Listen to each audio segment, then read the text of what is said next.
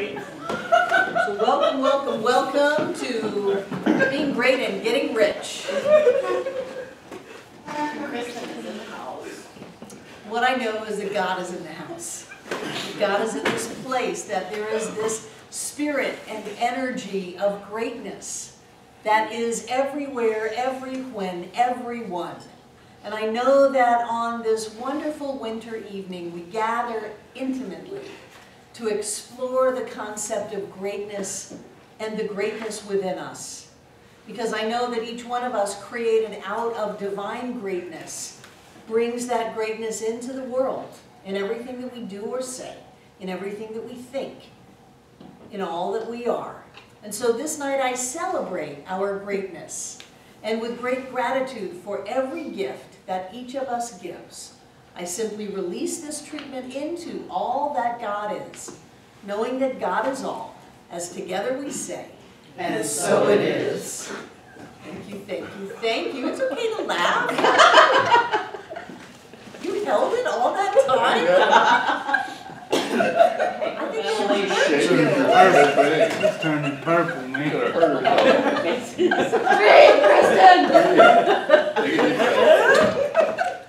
He's starting to cry. What the heck are you laughing about? So, are you warm enough? Because it's really hot in here if you're not cold.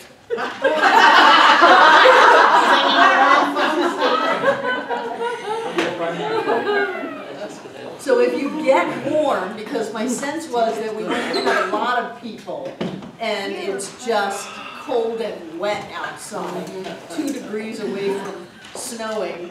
So if you get warm, let me know and I'll turn the heat back down a little bit to where we're not playing tropical island stuff. So where we are, in my mind, in the book, The Science of Being Great, is this idea that there is greatness within all of us. This idea that he outlines step 1 and 2 of a spiritual mind treatment. Step 1 being that whatever God is all that there is. And step 2 being that that is what we are. So he says there's a principle of greatness in everything, that is everything, that everything is created out of the unformed substance. And that we are created out of that, and so that greatness is within us. And he wants us to meditate on that. He wants us to think about it. He says that great people think great thoughts. And instead of being entertained, which I particularly like to be entertained, so don't take that too much to heart. Although I think in one of the classes that I taught a number of years ago, I asked everyone if they would like to have 30 days with no television, no magazines other than spiritual things, and that kind of thing. And that's when John came home last and said, please don't turn the cable off again. But for me it was a really good exercise in, I have this routine. I get hopped up on coffee, and then I teach class, and I'm really excited, and I love this. And then I go home, and John's sound asleep, and I'm going, wow!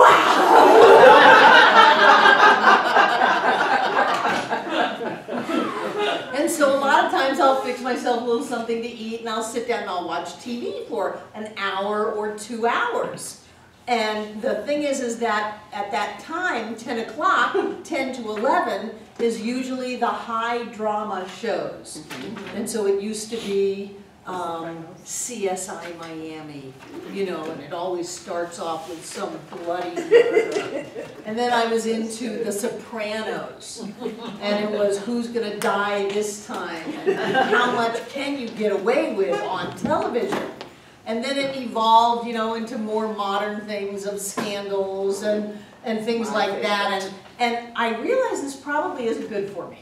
Because then I'd watch the news, and when Jon Stewart was on, I'd cap it all off with The Daily Show before I could go to sleep. And I realized that going to sleep on that programming is probably not the best idea for me. So I went off cold turkey, and I would wander, you know, and I would not really know what to do. I think I did a lot of cleaning late at night and things like that, but it took a while to get used to having just me be in relationship with. So when you read that in the book, I'm not going to say you really need to stop having any entertainment, because I think entertainment's great. Go to the movies, you can watch television. I prefer not to watch the news or presidential debates or commentaries on presidential debates or anything like that before I go to sleep, because it's just mean. It's just meanness and negativity. And so for me, I don't want that in my subconscious, because then I tend to have bad dreams. So I don't want to program myself for that. But I picked up reading novels again and things like that I had set down for years, because, you know, if I was reading, I was getting ready for class or trying to stay ahead of the throng of, oh my God, did you know so-and-so wrote a new book? No, I didn't. Oh.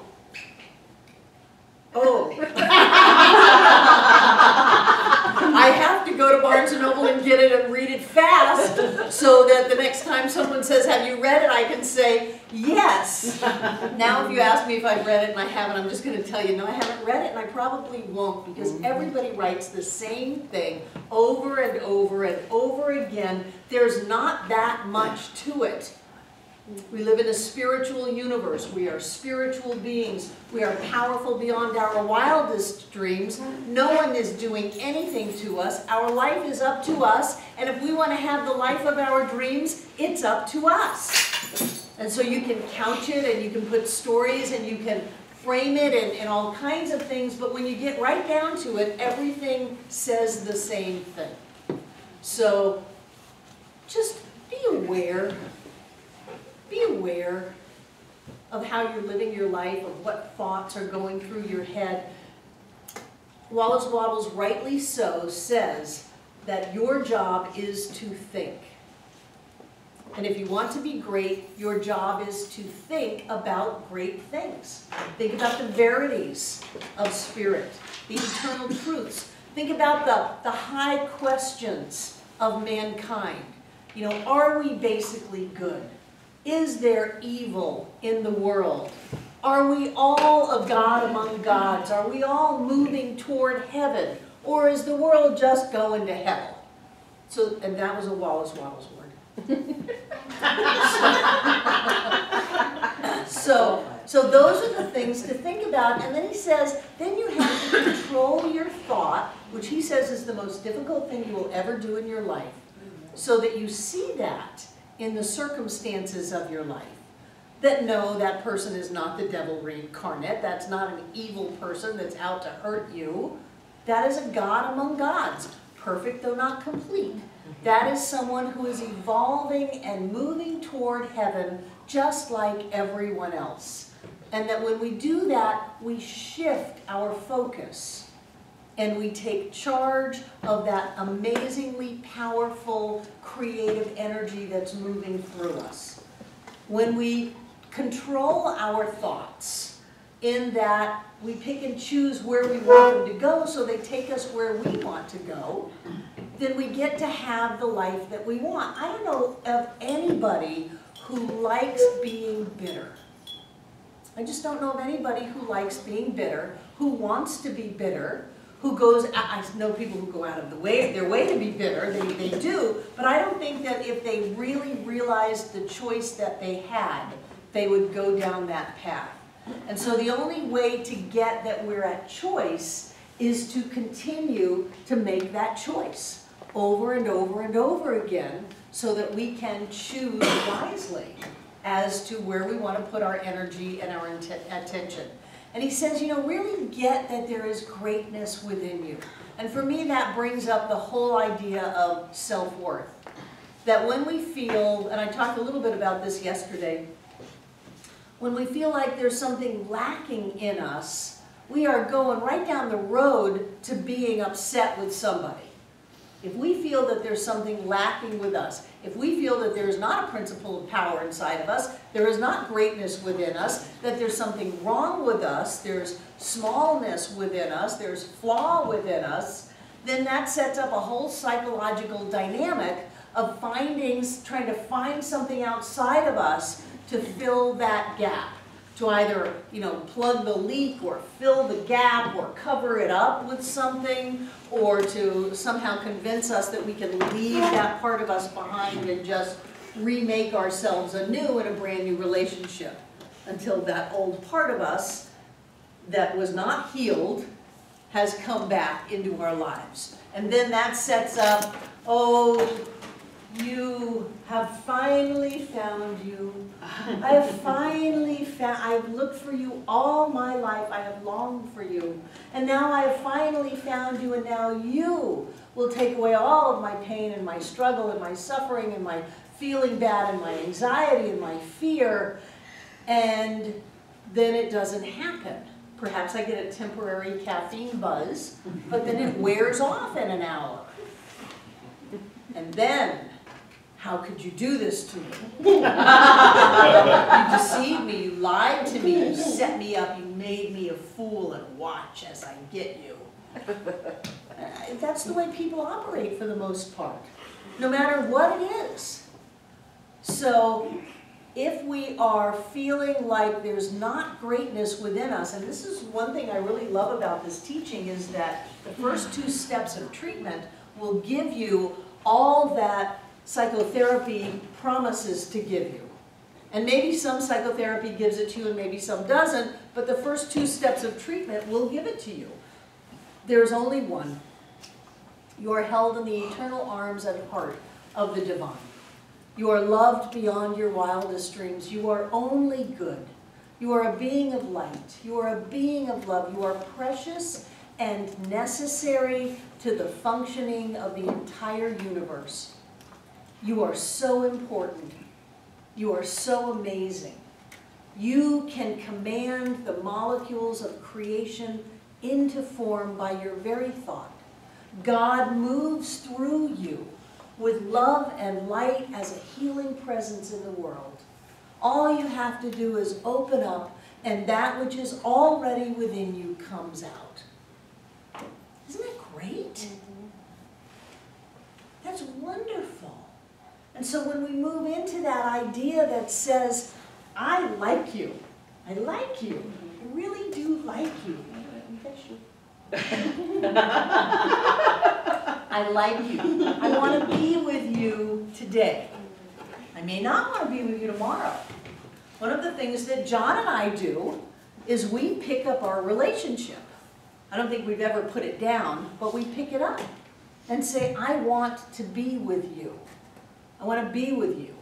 Not once you change, not once you you are the way I think you should be.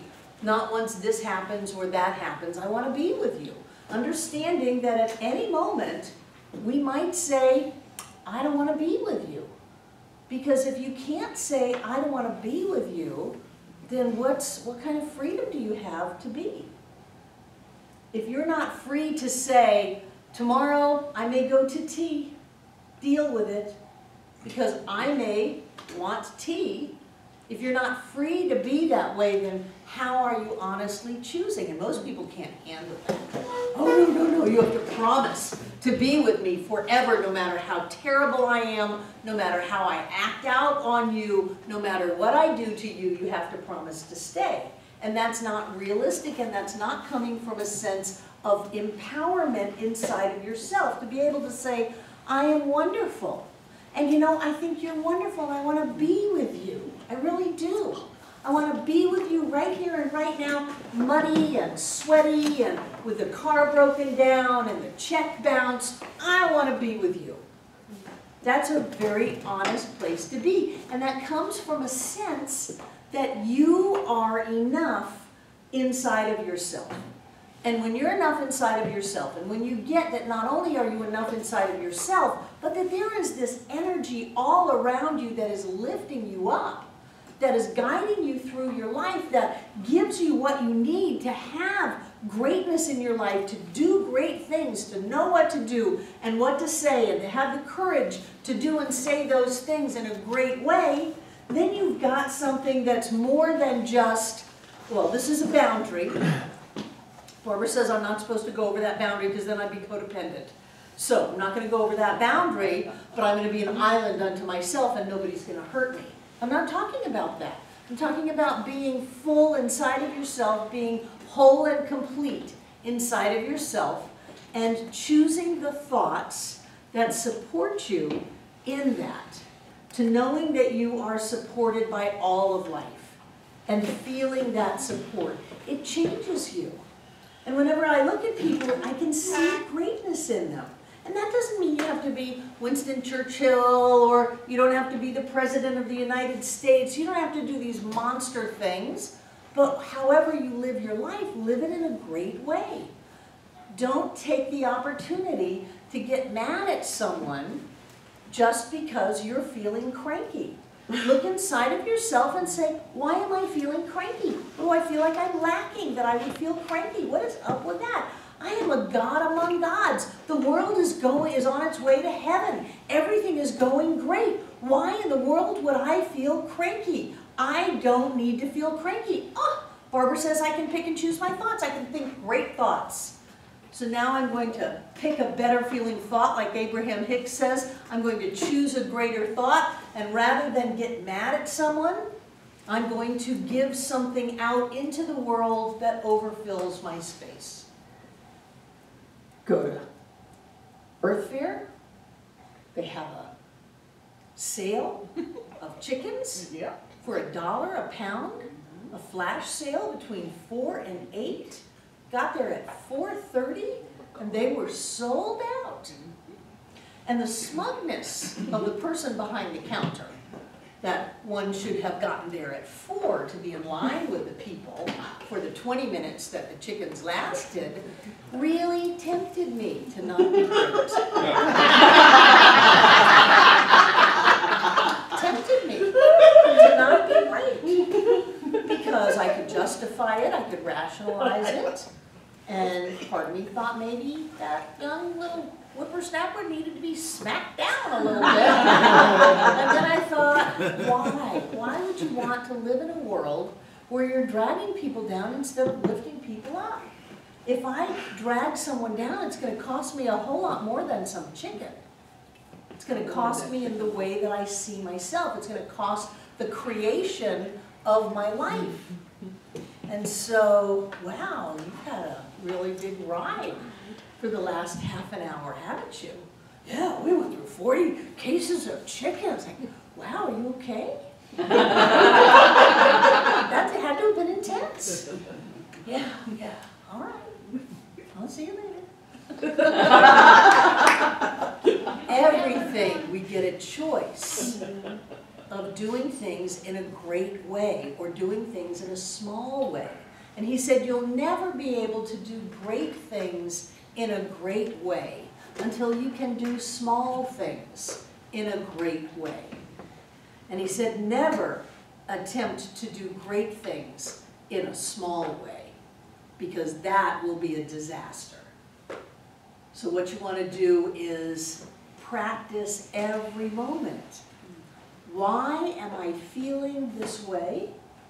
If it's anything less than I'm feeling wonderful, I am totally supported by life, I am so precious. You know, the universe was not complete until I showed up. God had everything that it needed, but it was just missing a little bit, a la Barbara Waterhouse. All of time and space revolves around me. And all of time and space revolves around you, because if any little piece of the unified whole was missing, the whole thing would collapse and not be here. It all revolves around you. Wow, life is great. It is raining and not snowing. Yay! 1 inch of rain equals 10 inches of snow. And we're supposed to get almost an inch of rain tonight. Yay!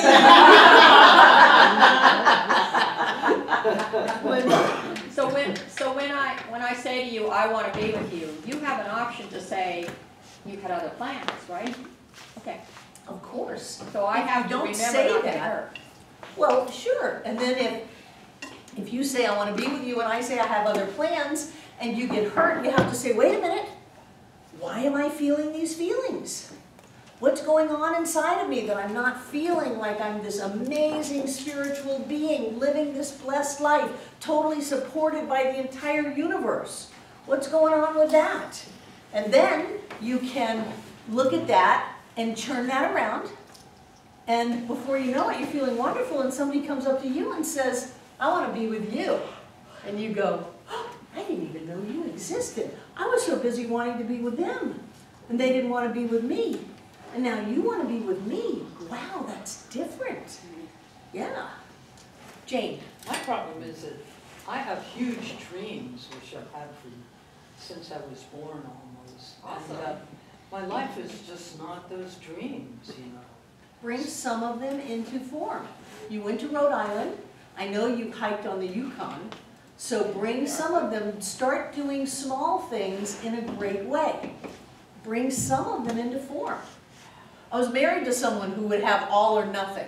Maybe you've known the mindset. If it can't be this major thing, then we just won't even try. We won't have anything. So don't be that way. Go after something and have it be great. Go to the movies, have it be great. Go for a hike on the trail, have it be great. Good, good, good, good. See how we stop ourselves? You start doing small things in a great way. And when you get proficient at that, you can do great things in a great way. And how is it that while you're busy doing small things in a great way, you're not overwhelmed by great things yet? How does that work? Michaela.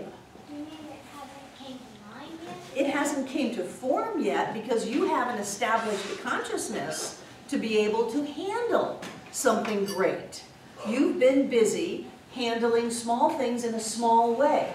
And then the first thing that you can change is the way that you handle your life. So you change your attitude, you change your perspective, you change your responses. And then the things that you are creating, that you're attracting, grow in proportion to how you're handling it. So he says, don't wait for everything to, don't wait for them to come to you to lead the army or whatever his analogies are. Start now on the small things in your life and handle them in the great way.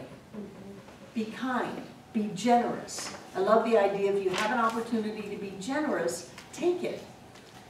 Allow yourself to be that kind of person. Well, if I was this great and wonderful person and I needed to handle Girl Scout cookies, how would I handle it?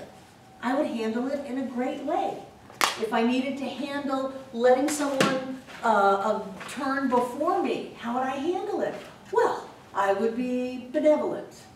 I would allow them to do that. Do you see how that changes you?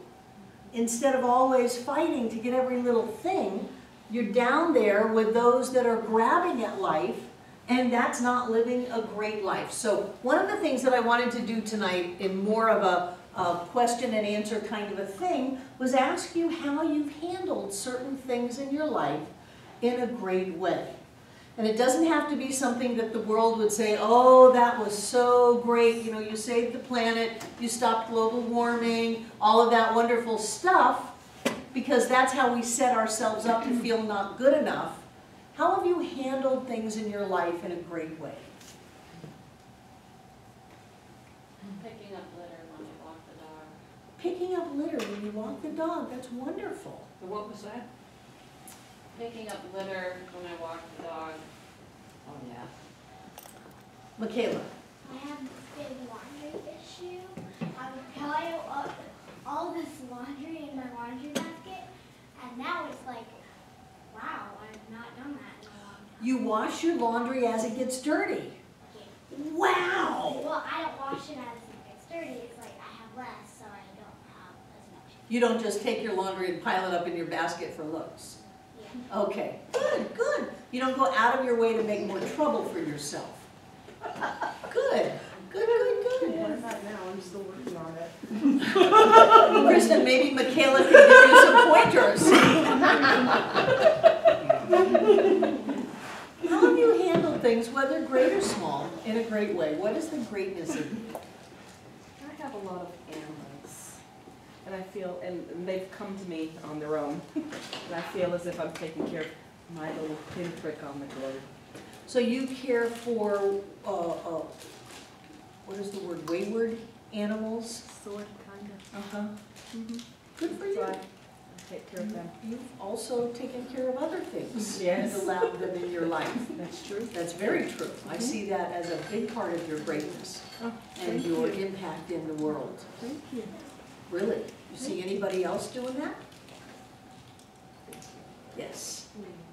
Who else? What is the greatness in you?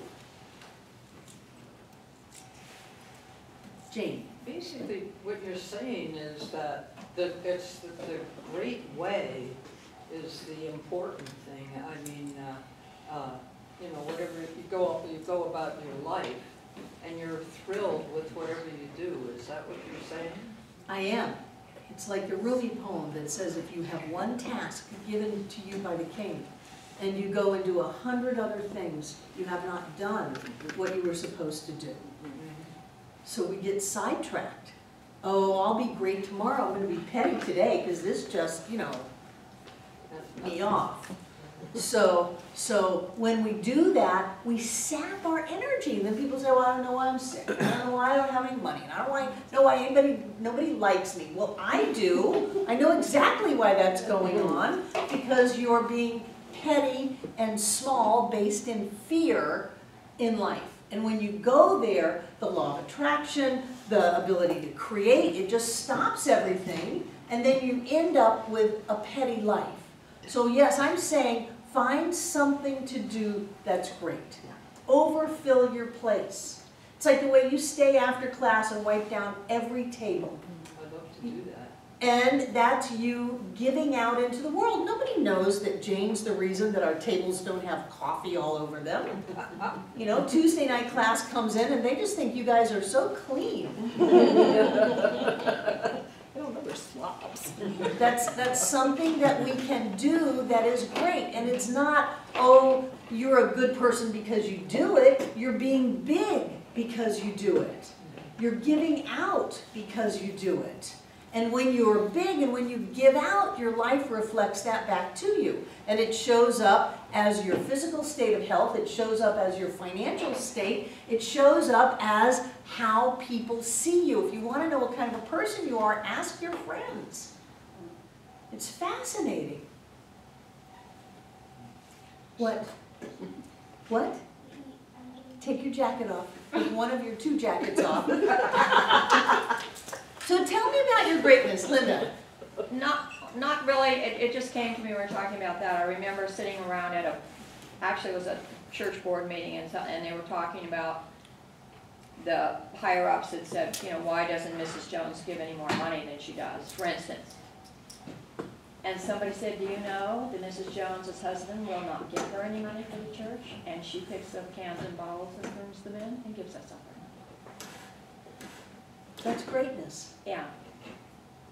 You don't- questionable relationship, but not my business. Well, you know, you don't know what shoes people Sure, are you don't walking know in. where people are coming from.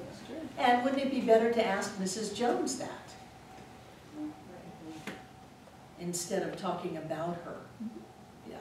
Good, good, good, good. What is your greatness? Everybody's got it. There's a principle of power in everyone. Because you're alive, you're great. What is your greatness? Kristen. So I'm super proud of this. I got the registration up for the Next Gen retreat today. I was telling them about it. And it was like this huge behind the scenes process of like creating a web page and linking PayPal to Jotform to the website and all this stuff. And I do all of that for Next Gen Retreat, and I do our Facebook page and our e-news, and I do all of the website updating for a center out in California randomly. So it's Are like you all paid this for behind- that? I'm paid in life coaching.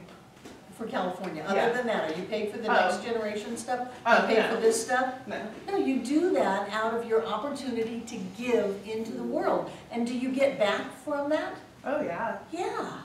And is your life better since you started doing things like that? Yes. Yeah. Yeah. Who else? else? What is your greatness? So if you're doing things for others, then those aren't really small things. Nothing is a small thing. Everything is a building block of life. What people think is, this is just a little thing, I'm just gonna get away with it.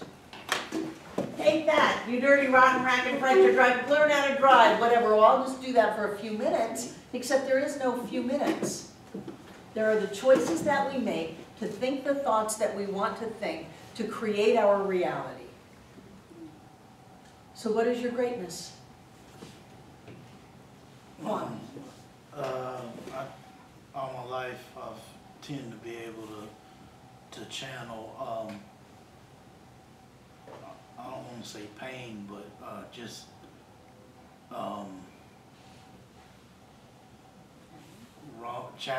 challenges into creativity. Like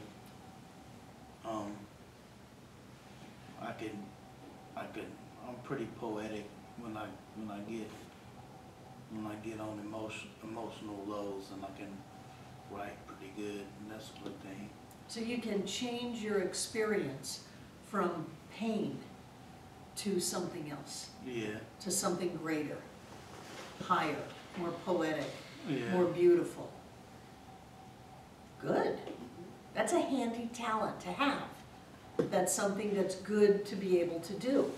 Or even if I'm doing a simple task like mopping or any kind of work, and somebody will reemphasize how good they want it done, I might get a little ticked off or PO, but then I kind of channel that into getting the job done.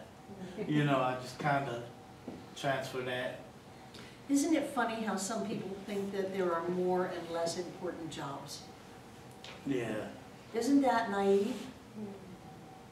Yep. Yeah. It's naive to think that mopping the floor is not as important as something else. And people who don't think that, people who go into their buildings and stop and say thank you for getting here at 4 o'clock in the morning and making it beautiful so that when the customers come in, they feel welcome and enriched by you just stepping into the building. People who are able to see that value in other jobs and other people have a much richer, greater life than someone who walks in there and says, hey, you missed that piece of paper over there, get it together. That's an afraid person. Every bully is afraid. Every bully is afraid.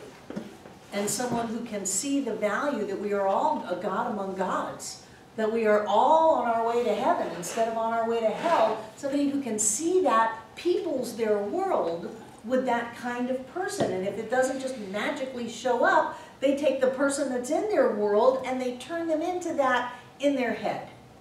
And then you get to live in a world with wonderful people. I am so grateful to Rick Sherrill for mopping these floors and cleaning the bathrooms. And I came in Saturday and he had the welcome center pulled out and he had a Swiffer duster back there. He was dusting. I said, oh, thank you. Thank you. Because I pulled that thing out to try to find the plug back there and had to fight my way through the wild kingdom back there. And he's dusting. And what does it take from me to say that? It gives me something. And I am not better than anyone else. No one else is better or worse than me. And if I don't live that way, I'm creating trouble for myself. Somebody left the Science of Mind Centers for Spiritual Living $1 million recently. They were a public school teacher in California. They lived alone. They didn't spend a lot of their money. They saved it. And they had enough to leave $1 million. $1 million extra. From a school teacher. From a school teacher. Yeah. There's no one that's better or worse. And when we are comparing each other, we're back on the competitive, we're in the competitive mind instead of the creative mind, and we're not creating squat. When we're in the competitive mind, we're actually losing. We're losing our money, we're losing our health, we're losing our opportunity, we're losing our greatness. So who's got some area in your life, present or past, where you've demonstrated greatness? Linda? I really do have one in my life. When I work at night in Brookdale, one of the things I do is the linens for the dining rooms. And so I have like 4 or 5 loads of tablecloths and then some napkins and so forth. And the lady who came in on Sunday morning said, "Oh my gosh, you did such a nice job on the tablecloths, I don't think I'd be able to unfold and put them back on the table." And I don't know, I went like 20 degrees up in the air saying, oh my. Right, right. You're overfilling your place. You're giving out more. And when you give out more, life has got to seek you out and give back to you. Jane? So it's really your attitude Of course it is. toward what you're doing that makes it either a great thing or like I might do some big favor but be furious. You didn't do anything. Huh? You didn't do anything with that. No. I've told people in the kitchen, if you're gonna complain about what you're doing, then get out, you're poisoning everybody. Uh-huh. Yeah. Especially in the kitchen. Yeah, you're poisoning everybody, get out. Get out, we don't allow complaining and So bad mouthing and all of that. that means your attitude is from your spirit. Sure, it's from your mind, and and what is it he says, let your body be ruled by your mind, let your mind be ruled by your soul, let your soul be ruled by your spirit. So yes, and he said that there's nothing wrong with the world, the only thing's wrong is my attitude, and I can change that. Yeah. But sometimes you can't change it, but it does come Of course from you can, spirit. Jane, of course you can. Who else? I want to hear about your greatness.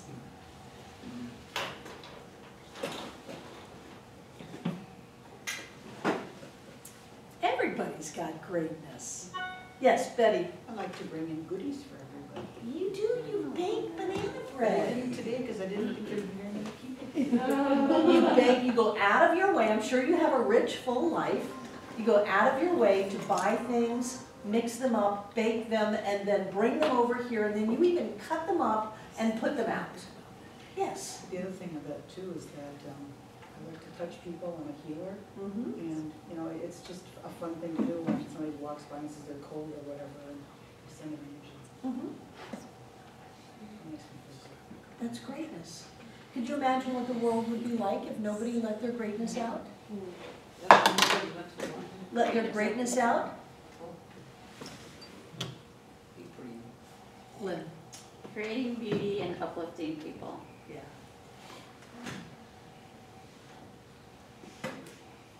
The queen of the feng shui. Remember after the second break-in, you went through this entire place and did whatever woo-woo you did, but you cleaned it out and there were flowers and candles and ringing bells. Sammy was not thrilled about it, one of my greatest moments. Sammy is the young autistic woman that comes in twice a week to help us with paperwork. She didn't like the noise of it all. It was more probably the shifting of the energy that was affecting her Right, than the noise. right. And we didn't get broken into after that. Yay! And that young gentleman is not in jail, but working and sends us almost weekly checks to pay for restitution for all of the damage that he did.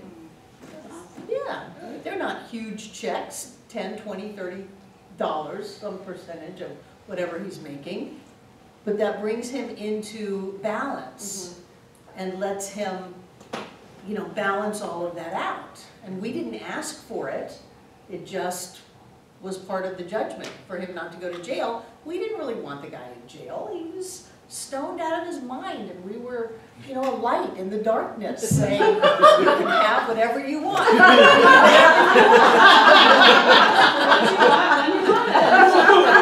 It's 5 years. Yeah. What else? What is your greatness? great.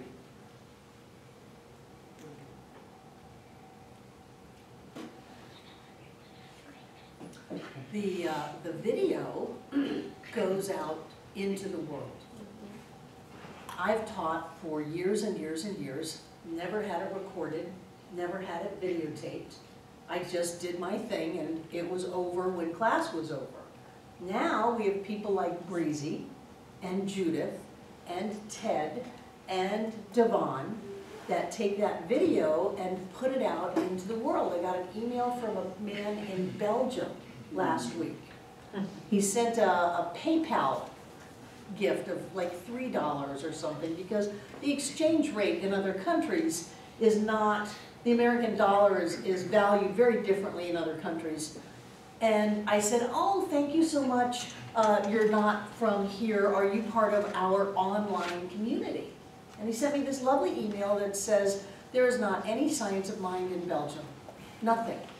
And he came across Ernest Holmes and started reading the books that he could get his hands on. And then he found our website, and he has since looked at other websites, and he said ours is by far the most comprehensive teaching website of science of mind that he has found in the world. And thank you for taking the charge to put science of mind out into the world in such a way that people can really get it. I couldn't do that without you turning the camera on. I couldn't do it without Judith getting the gaffer's tape and taping it down and setting it up. I couldn't do it without Ted running the camera on Sundays. I certainly couldn't do it without the hours and hours every week that Devon spends editing it and getting it together and then uploading it. And a doing class the website. and doing the website. A class or a Sunday, she has to put it on to upload and go to bed because it takes so long to get up to our website. Those files are so big. That's greatness. To the person who is still thinking that life is out to get them, that God is a mean person on the cloud and that they're obviously a failure and they're going to burn forever and there's nothing they can do about it. To the person who's never had a concept that there's a principle of power within them, that they are supported by life and that they can create their lives and be rich and be great, that's greatness to them. To all of those people who find it. Remember how you felt when you first got that life was full of possibilities, that you weren't stuck, there was nothing bad in you, nothing wrong in you, that it was just a matter of going for it and doing the work that you needed to do to control your thinking, to handle small things in a great way, to overfill your space, to think about the things that you want to experience and to live in that world and to see it in everybody else. And all of a sudden, infinite possibility and potential opened up. A big burden goes off your shoulders. You have a lot to do, but you're doing something and getting toward it. That's greatness. That's greatness. Somebody may say, oh, all I did was push a button. Yeah, you pushed a button. But you made a choice. You made a choice. Come early, to stay a little late, to step up, to do something more than the absolute minimum. You made a choice to be something more, to be something bigger. That's why sometimes people get really mad at me here at the center when they want something and I say, are you a member? Oh, no, I don't want to be a member. I don't want to commit to that. Well, then the answer is no. Because there's something when you're willing to jump in and do something more, give something more, be a part of it more than if you're just, oh, well, I'm going to come late and leave early and nobody talk to me and you know, that kind of life. And I'm not saying that everybody who does that is shrinking or doing things in a small way, but a lot of people are. And if that's us, then we have to look at ourselves and say, how do I do that? How do I still think that living in a spiritual universe, a reflective universe, a vibratory universe, that I can get away with sliding? There is no sliding. There's only a perfect reflection back to us of where we are. So what's your greatness? What's your greatness? I know you've got greatness in you. Do you have a story of greatness or a question? Well, yeah, it's a little bit, Is it a story or a question? No, it's a question. Yeah, hold on to your question, because I almost got somebody to say what their greatness was. Okay, Amanda. I took care of an old man that had only met a couple of times in his home so that he could die at home and didn't have to, he was afraid of winding up in a nursing home and being all alone. That's wonderful. You did a Mother Teresa thing. You were willing to drive Jane to Rhode Island or wherever she went. That was amazing to me. You're lucky you didn't. I have a pattern in my life where I'll have relationships to where it's to where I'm supporting somebody emotionally or otherwise, like, you know, being involved with their kids, You're generous. foster kids, yeah. You're Just- generous. It's better to, why is it better to be generous than stingy? You always get more back. Because you always get more back. You always get more back. So if you have a habit of giving more out, then you're setting spiritual law in motion and you will get more back. Wonderful. Who had their hand up over here? Anybody? Anybody? Troy. Well, I have led what I would consider a very normal, rather a small life. No big trips, no big things, not a big life. But I'm rather compulsive in what I do. So no matter what it is, it could be a small thing, but I'll do it as well as I can. Yeah, that's right. And I'll put my mind, and I'll be there in the present. That's about the best I can say, but, yeah. How about coming and working in the kitchen recently? I know John and I have talked about you. What a generous nature you have, and what a lovely level of excellence that you hold. So that what you do well, and you do it with a loving, open heart. What else is life about? That's going to reflect back to you. And people who don't get things reflected back to them are not putting it out. People who live in a world of crabby people are being crabby. They're putting crabbiness out. It's not really complicated. Do small things in a great way. Let your greatness out, and it will come back to you. Sherry. I have a strength of extending myself to people. When I see people, I call it the only child syndrome. I would collect people. So when I see someone is new, I haven't seen them before, then I make it a practice of mine to extend myself to them, to bring them in. You do that with all the members that come in. Yes. You are theirs for 3 months. You give them letters, you connect with them, you make sure they get a treatment from a practitioner, you check in with them. That's great. That's one of me. Good, I remember good. Who else has some, oh, David. Oh, I'm a great paper cutter. I can cut paper quickly. David volunteers to come in to the office once a week and cuts things, like those little affirmation cards. They actually get 4 cuts to get them to all come out right. Otherwise, you got big ones and little ones and lopsided margins and all of that. That's a big deal. You know, people who volunteer live longer, they're healthier, they have lower blood pressure, they have better dispositions, just because they volunteer. And it can be volunteering to bring your neighbor's paper in the rain. You know, it doesn't have to be this big, like I am the Volunteer of the Year award. It can be just something that you're giving out into life. Betty. As a couple, Troy and I have a greatness.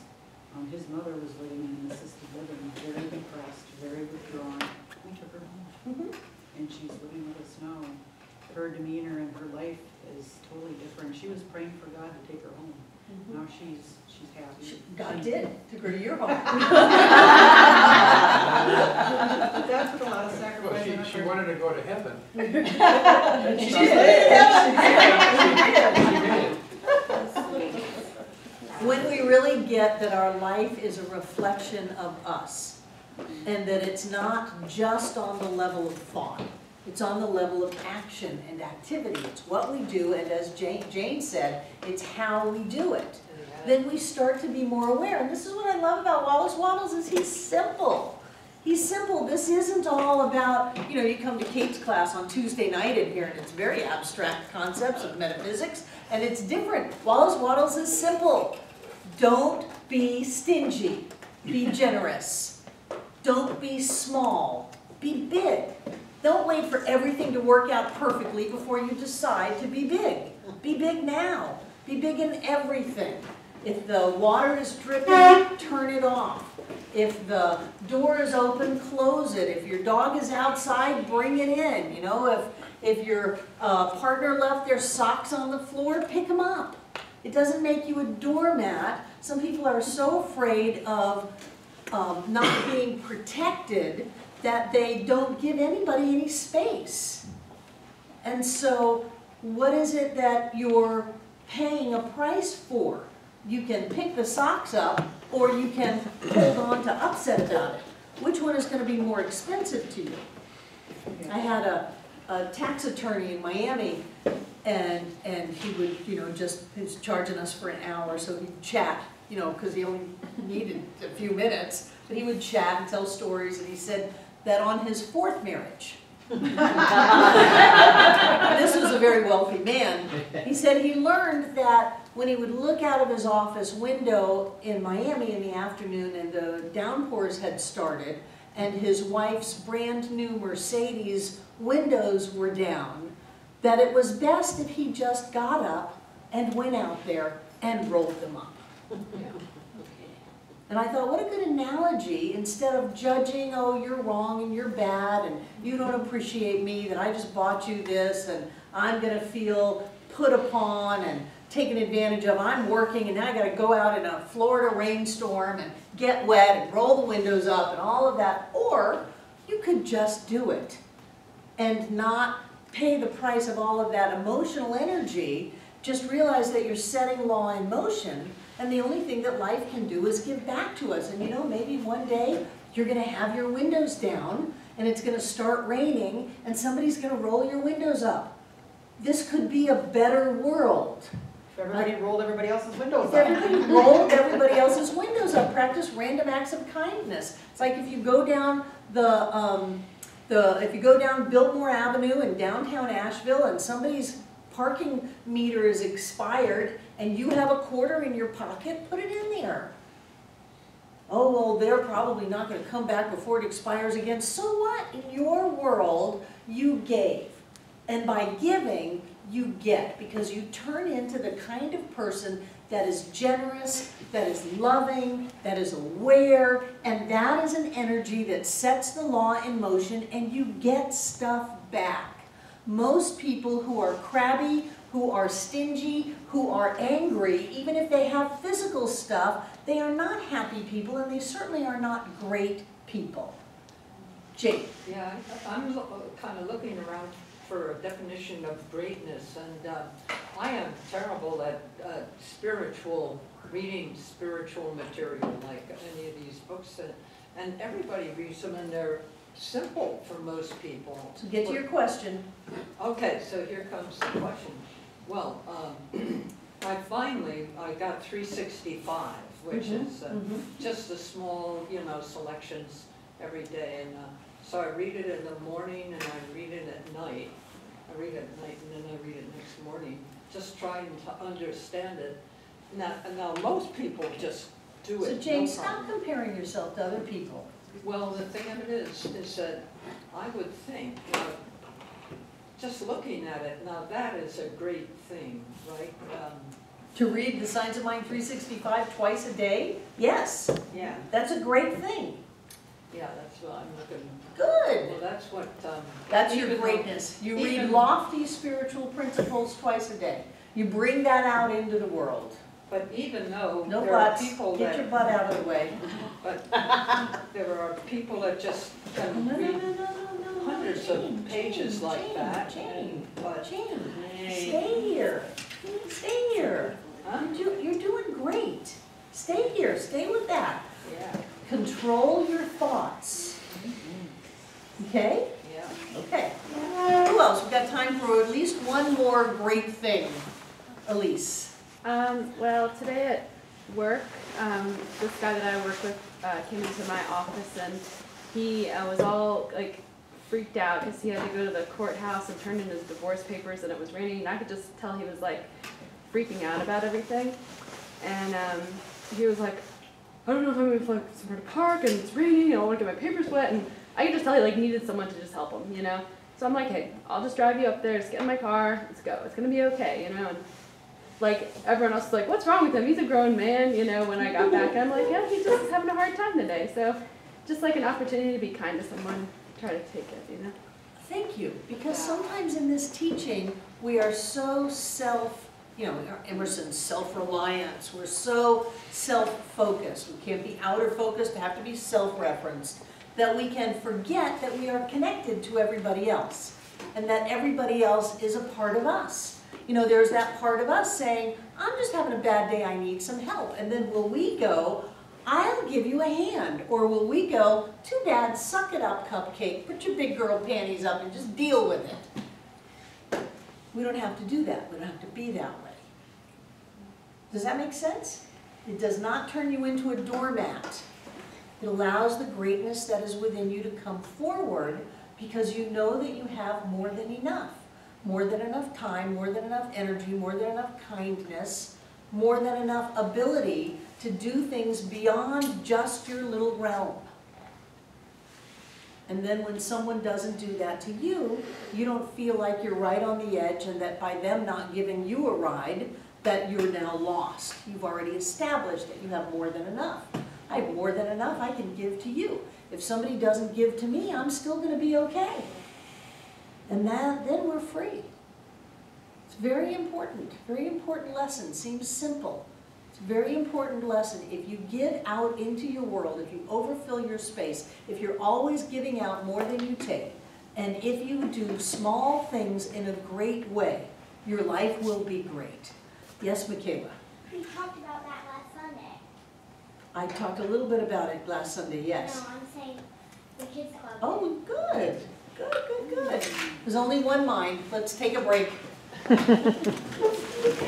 Wrap up this Being Great and Getting Rich series that we've been on, and I knew it would be haphazard because of the weather, and it's simple enough material that you don't have to have a lesson plan and go down the line, and the reading is very easy. So we're going to have the handout, How to Get What You Want. It's very fast. When I come back in 2 weeks, we'll wrap up the Science of Being Great, and it'll take a week or two to do the How to Get What You Want, and then we're going to wrap up the class. I am using all of my wifely charms to get my husband to teach about a 6 or 7 week class on treatment, since he is the one that wrote the book on it, and we haven't had a real John Waterhouse class here in years. So I'm working on that, since he will go part-time at the end of this month, more part-time than he is now with his job at CSL. And I'm convincing him that he's going to have so much time, and that he wants to get this class in before his other business takes off, which he now has people that have connections with Bank of America and Regions Bank that want him to come in and help work with their major different groups inside the bank, that they always have trouble with communication and lose probably millions and millions of dollars because different groups don't communicate effectively with each other, and that is his forte, having a PhD in organizational psychology. So that's what I'm doing, trying to get him in here in a few weeks to do a real, honest-to-God, 7-week class on spiritual mind treatment, where by the time you leave this class, you know how to treat. You know how to treat for yourself, you know how to treat for other people, it's part of your life, and it's a really wonderful class. So I even told him I would come take it from him if he would teach it again. And that's my plan. Linda? Will you let us pay for those handouts you're printing out, please? You can make a donation to the center. I cannot sell them to you. Just do your time.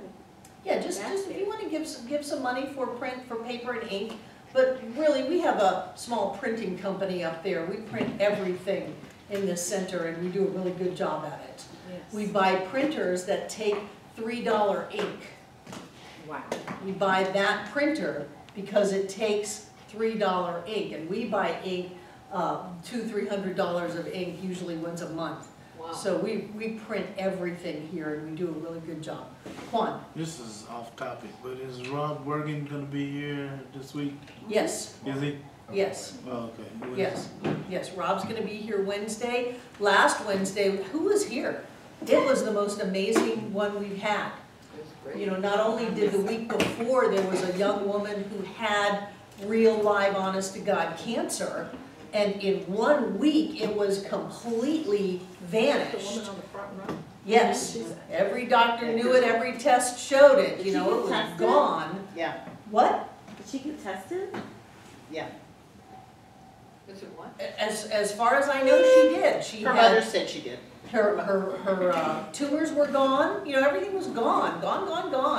So that was cool, but the energy was particularly mystical and blissful and wonderful Wednesday night. I think it was the best one that we've had. I don't know if we're kind of getting into a routine. There were certainly more people there that I had no idea who they were. I never saw them before in my life, and a younger crowd that was very heartening. Is he going to keep doing it for? Yes, yes. Even into March? Yes. Yeah. You said that, Jane. Oh, did he? Yeah, yeah. Fine. So I had something that happened during that I'd like to share about Rob Bergen. Great. When I'm meditating the whole entire time, and I just let my body do whatever it's doing, and my right hand was just moving. It was just moving, and I was at work and I was typing like you normally do, and I kid you not, my ability to type has like tripled in speed. I'm like, what?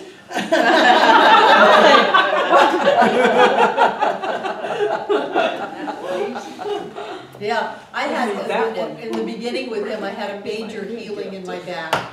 I had a chiropractor on call that I would go to 4 times a month, and I don't have that anymore. It was wonderful. I'm not exactly sure what is happening, you know. There's nothing to heal, only truth to be revealed. We are all perfect, whole, and complete, and we open out a way to allow that health and wholeness to come forward and manifest in our lives. And somehow, when you're in the room with Rob, it helps that. And then you've got everybody pouring out that health and wholeness into the room, and people just start to laugh. You know, it's just joyful. Margaret's sitting next to me now, my sister, and we just laugh the whole time up there. It's amazing. So yes, Rob is still going to be here on Wednesday, and there's this misnomer of, oh, pick me, I want to go up on the stage. If I don't go up on the stage, then something's wrong. There are way more healings in the room than there are on the stage, and he's not the one that picks those papers. You know, he's completely guided by spirit. He says he doesn't even control where his hands go. So whoever is perfect and right to be picked gets picked, and whoever is going to get their healing in a different way gets it in a different way, and to get bent out of shape about it isn't helping your healing process, because what happens when you're bent out of shape? You're like this. You're not handling things in a great way. You're handling small things in a small way. You didn't pick me. I will not be getting healed. And so it is. You know, and other people, you know, who are like, oh, this guy's full of hooey. Oh, I can breathe. I can move my arm. Everything is different. I mean, I didn't give him much credit when John schleps him over to my house. Let this guy put his hands on you. Oh, really? And then the next morning, I had no shoulder pain, no back pain, no neck pain. Gone. Gone. To where my chiropractor said, so have you been not doing strenuous things? Have you been stretching, you know? Have you been cheating? So do small things in a great way. And what Wallace says is if you see the world as a lost and ruined thing, you will see yourself as a part of it and as partaking of its sins and weaknesses. That's why you don't want to see the world as a lost and ruined thing. That's why you want to train yourself to see everyone as a God among gods. Everyone is on their way to heaven. If your outlook for the world as a whole is hopeless, your outlook for yourself cannot be hopeful. Do you see how that works? And he doesn't take it back to the whole cause and effect thing. He's saying if you see hopelessness out there, you're going to see yourself as hopeless. Well, the truth is that you've got to see yourself as hopeless for you to see everybody else as hopeless. So if you are not aware of the hopelessness within you, check out your world. Do you see it as hopeless? Do you think that if the Republicans gain power that everything is going to be lost? Equally, do you see that if Bernie Sanders gains power that the country's going to be bankrupt? You know, how in the world do you want to look at it? If you look at it in any way that takes away from your experience of life and the stability of all things, then you do that from a sense of lack inside of yourself. The truth is it doesn't matter who becomes president. Everything is going to be fine. Everything is going to be fine. We create our world. We create our world in love. Nobody can take that away from us. We create our prosperity. Nobody can take that away from us. We create the circumstances in our lives. No one can take that away from us. But when we think, oh, this person seems to be so powerful and I am not, that I'm going to try to protect myself by attacking them, that comes from a basic sense of lack within ourselves. And we can't afford to go there. We're too powerful. We will create lack in our world. So if you see anyone as hopeless, anything is hopeless, then you've got to go back inside of yourself and realize that you are a God among gods. You are the universe showing up as you, and it needs you to be complete. Isn't that amazing? If you were not here, Jane, all of form would cease to exist. It boggles my mind. Boggles my mind. Yes, yes. If you see the world as declining toward its end, you cannot see yourself as advancing. Everything's got to be going forward. Everything's got to be going forward in a great way. If you're going to go forward, that's one really good thing that happened when we went into multi-level marketing, that we would try to support our downline, because the better that our downline did, the better we did. It was a whole shift in consciousness. Instead of it's a dog-eat-dog world, and you got to go out there, and you got to get yours, and you got to get it before the other guy, because if the other guy gets there fast, they're going to get it, and then you won't have anything. It was the beginning of a major shift, this whole multi-level marketing concept, where we would lift others up around us. And that's what Wallace says in The Science of Getting Rich, that you have to get rich in a way that lifts others up. You can't get rich in a way that pushes other people down, or else you'll never get rich. Isn't it amazing how it all weaves together? Unless you think well of all the works of God, you cannot really think well of yourself. And unless you think well of yourself, you can never really become great. You have to realize that there's something special in you. And if you're still going on to this, oh, well, don't be too big for your britches, and don't lift yourself up, and just be quiet, sit over in the corner, and don't make waves, you're never going to be great. Now, that doesn't mean that you need to proclaim to the world that you put a quarter in somebody's parking meter, but if that's what it takes, proclaim it. And then work on your ego. But get your greatness going, and realize that even if nobody knows how great you are, you know how great you are. And once you know how great you are, it doesn't matter if anybody else knows it. Then you can go and do those things like do something every day and not get caught. Do something anonymously that just makes the world a better place. I mean, the traditional languaging is do something nice for someone. I have issues with that word nice because it triggers off nice little girls and good little girls. So just do something that makes the world a better place, and just don't need to be in the center spotlight about it. And watch how your world becomes a better place. And then he says, I repeat that your place in life, including your material environment, is determined by the thought form you habitually hold of yourself. When you make a thought form of yourself, you can hardly fail to form in your mind a corresponding environment. So the habitual thought forms that you have, the habitual thoughts you have of yourself, have to create form in your world. They have to. And so how are you thinking about yourself? Well, if you don't know how you're thinking about yourself, look and see how you're thinking about other people, about circumstances, about things that are happening. And that is a reflection of how you're thinking about yourself. And if it's not in a way that's going to lift you, then practice some discipline and think another thought. All's well with the world. The world is perfect, though not complete. As long as, and Wallace languaging, as long as God needs that person will be in place. As soon as it is no longer needed for the evolution of humankind, for the good of all, then that person will no longer need to have the position and power that they have.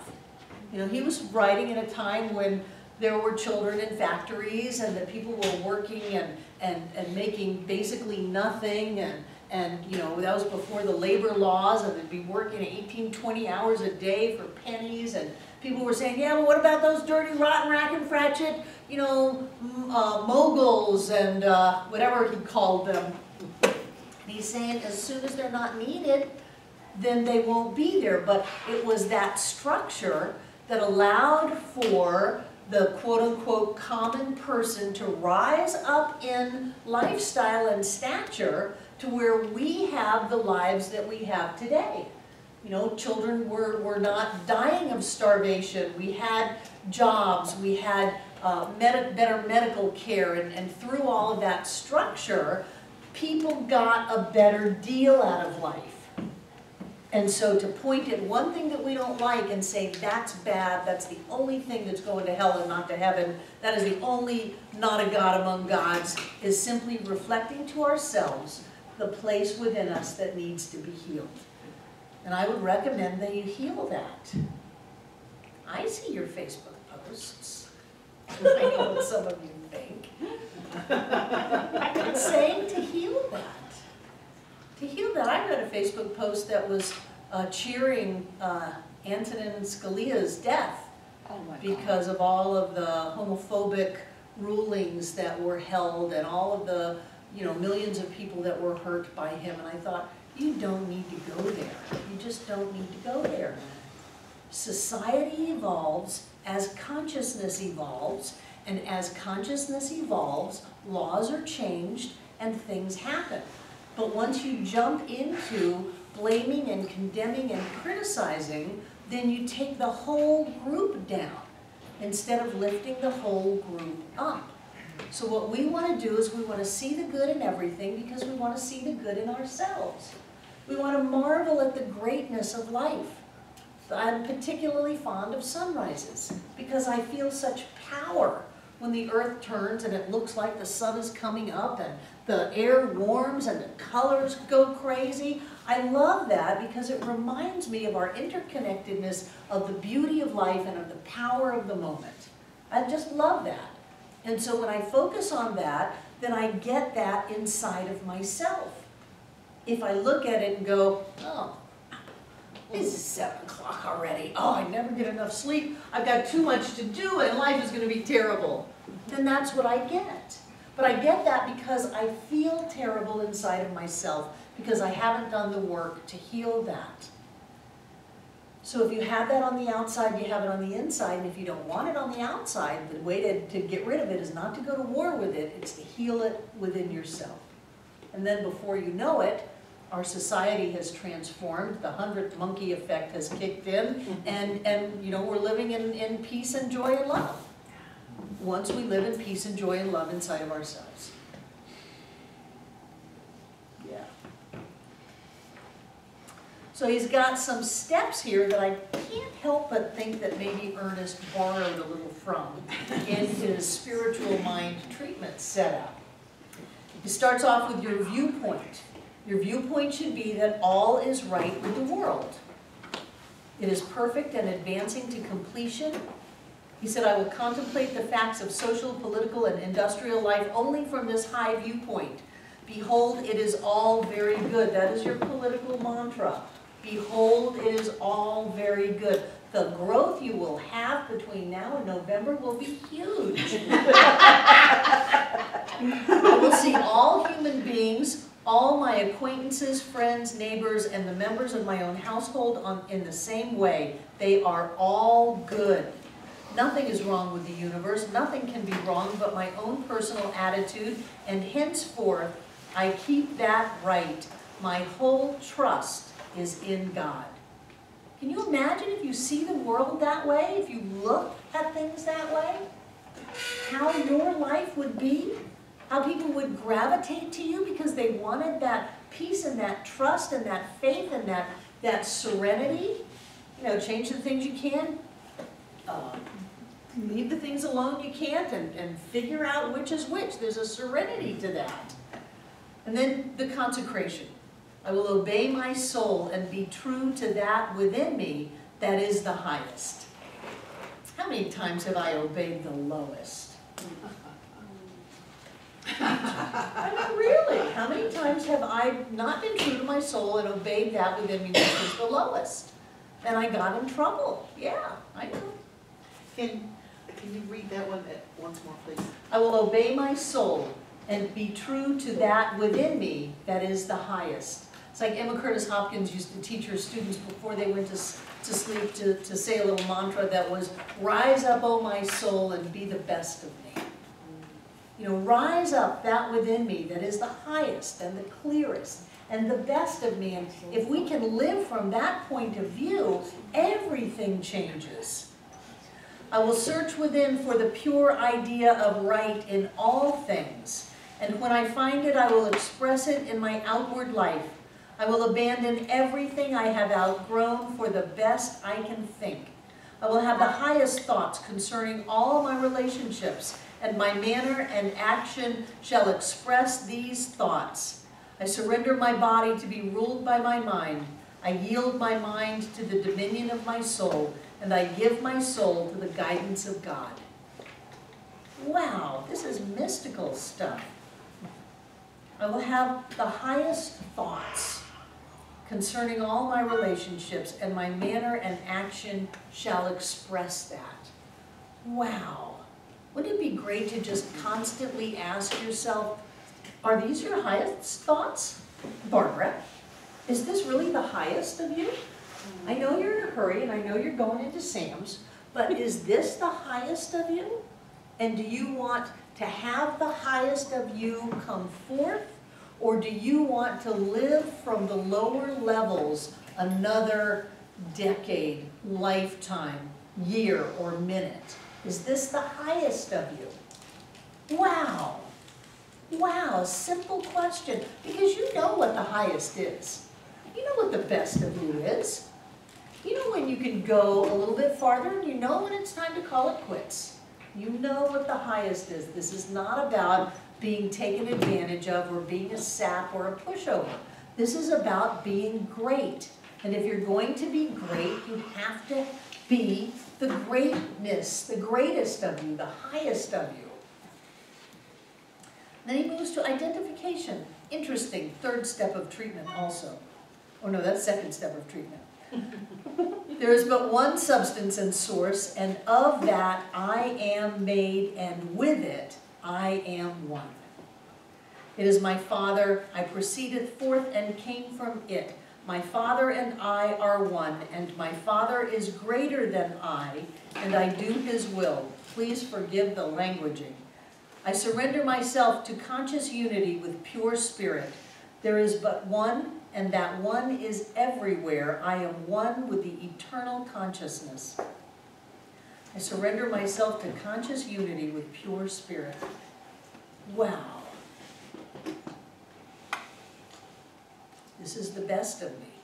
and I surrender to it. It's good stuff. Idealization, form a mental picture. This is step 3. Form a mental picture of yourself as you want to be, and at the greatest height your imagination can picture. Dwell upon this for some little time, holding the thought, this is what I really am. It is a picture of my own perfect and advancing to completion. I will contemplate the facts of social, political, and industrial life only from this high viewpoint. Behold, it is all very good. I will see all human beings, all my acquaintances, friends, neighbors, and the members of my own household in the same way. They are all good. Nothing is wrong with the universe. Nothing can be wrong but my own personal attitude. And henceforth, I keep that right. My whole trust is in God. So we surrender to that highest part of us, and then as we're clear and not caught up and triggered by and reactive to the circumstances around us, we form a clear mental picture. That's why we made our vision boards, to help us get clear about what we want, about how our lives are, and we'll stay there until we really get that that is who we are. This is the truth of me. And then we see the world anew, and you've done that.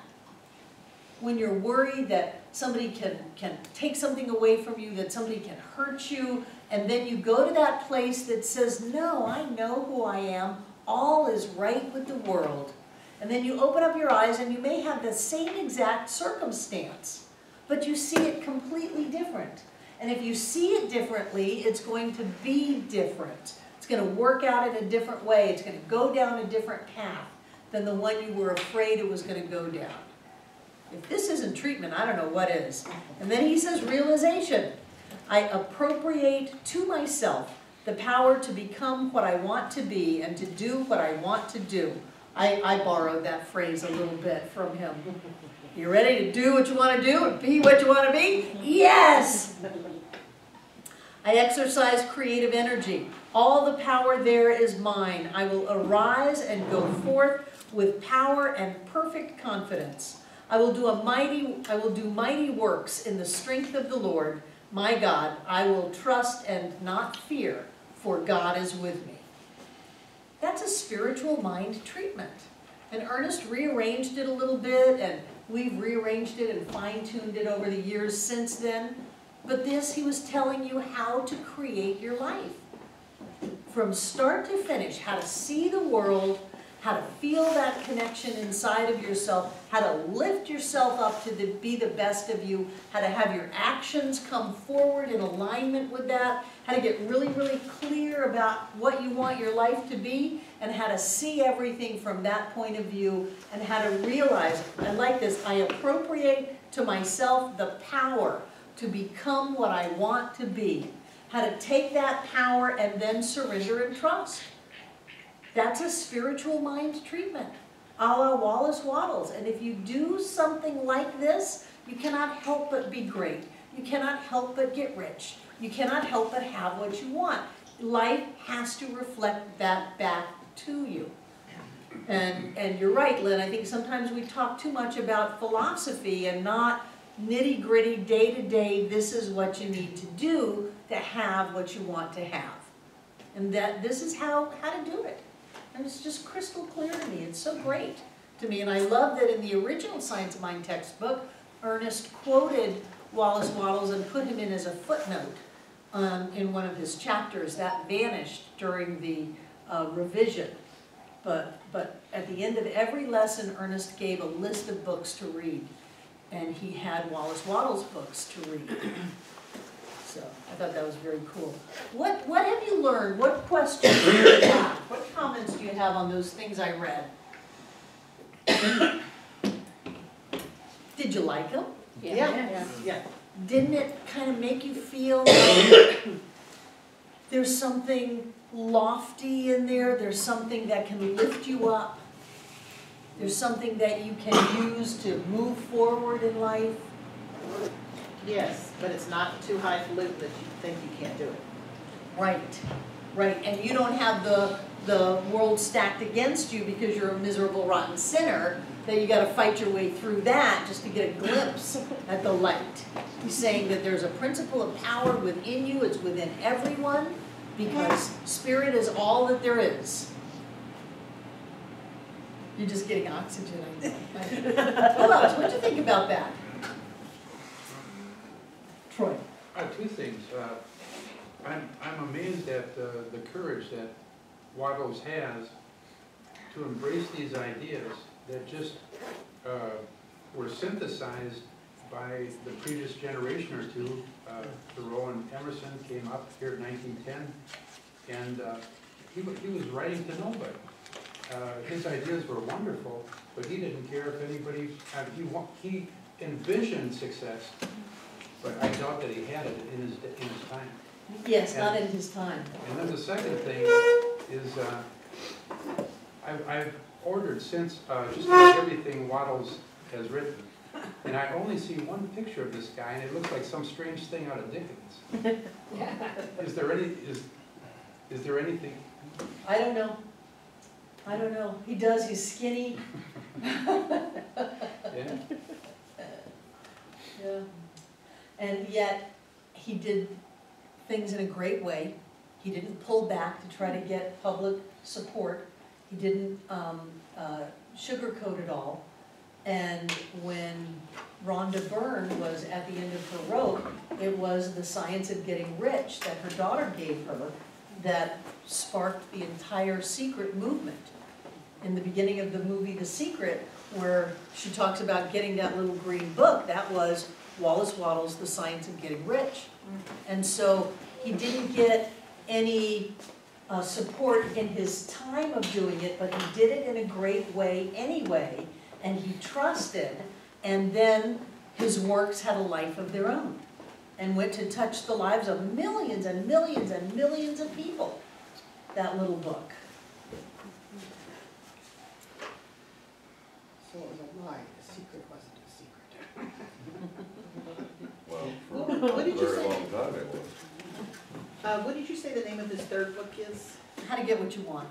And I think there's some book he's got about some kind of Science health. being well. Yeah, yeah, it's a very judgmental about food. Maybe that's why he was so skinny. Personally, I like the idea that life is a blessing and a gift, and you should enjoy the fruits of it. You know, and be mindful of your body. You don't, if your body doesn't want to live on chocolate 24 hours a day, then listen to it. But I don't believe we should deny ourselves anything. Period. Ever. Did anybody write The Science of Getting Skinny? I'd really like to get that book.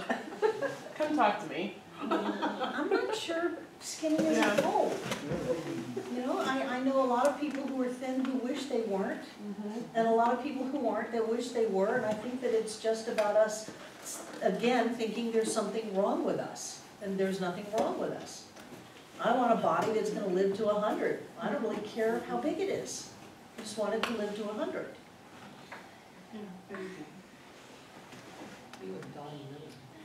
Yeah, he said if you follow his steps that you're going to become great. Yeah. Except for one of the steps where it said you can't party. One of them there, he says you avoid, what's he saying in there? But I crossed it out. He also said not to be entertained. As you study the science of mind, you'll notice where Ernest Holmes' lofty, mystical, metaphysical ideas fly strong, and then Ernie puts his foot in his mouth every so often. And so here you've got Wallace Wattles with these really, the best of me, the highest of me, the greatest of me. Oh, but you shouldn't party, or you shouldn't be entertained. Those, to me, those don't jive. There is that highest and best of life, and I think that we should partake of that as much as anything else, and he says not to do things into excess. So there's a lot of common sense in all of this. Anybody else? Michaela? You like to have your arm up in the air, don't you? That's what it is. Go ahead, bring it up one more time. Shoot it right up there. You're good at it. Go ahead. All the way up. It's really okay. It's okay for you to talk and be heard and be a part of the group. Why It's not? okay. Yeah. Do it one more time. Shoot it way up there. Yay! How about both of them? Sheesh. How old are you? 11. 11. There's no way I could have raised my hand in a group at 11. Especially with adults. Uh-huh, Yeah. uh-huh. Who else? I would add, but also not take yourself too seriously. Sure, because if you're putting yourself down, then you're just exacerbating putting the whole world down, and that isn't helping anybody. This isn't a competition with ourselves even. Yeah, it's hard to believe your friends when they say you're perfect now. Not for me. It's hard, it just What's is. that Jamie Lula song, You're Perfect, You're Golden, You're the light of my life? La la la la la la la la la la. It should be, I'm perfect, I'm God. Well, he wrote it to his son, when his son was born, yeah. Okay, anything else? We're gonna